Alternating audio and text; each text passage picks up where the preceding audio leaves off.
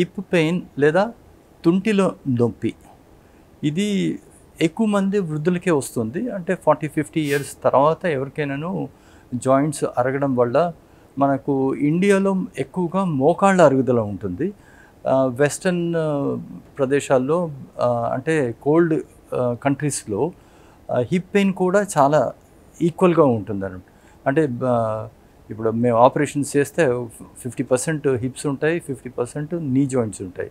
కానీ మనకు ఇండియాలో మాత్రము 80-90% నీ జాయింట్ రిప్లేస్మెంట్సే ఉంటాయి. ఓన్లీ 10-20% హిప్ జాయింట్ ప్రాబ్లమ్స్ ఉంటాయి అన్నమాట. ఈ హిప్ జాయింట్ పెయిన్ అనేది వృద్ధులకే వస్తుందా లేదా యూత్కు కూడా వస్తుందా? అయితే ఈ మధ్య కోవిడ్ వచ్చేసేసి అవస్కులర్ నెక్రోసిస్ ఆర్ ఏవియన్ అనేది కండిషను హిప్ జాయింట్లోనే వస్తుంది అన్నమాట. అయితే ఇది కోవిడ్ వచ్చిన వాళ్ళకి 20స్లో కానీ 30 ఏజ్లో కానీ వాళ్ళకు కూడా ఈ హిప్ జాయింట్ ప్రాబ్లమ్స్ వస్తాయన్నమాట.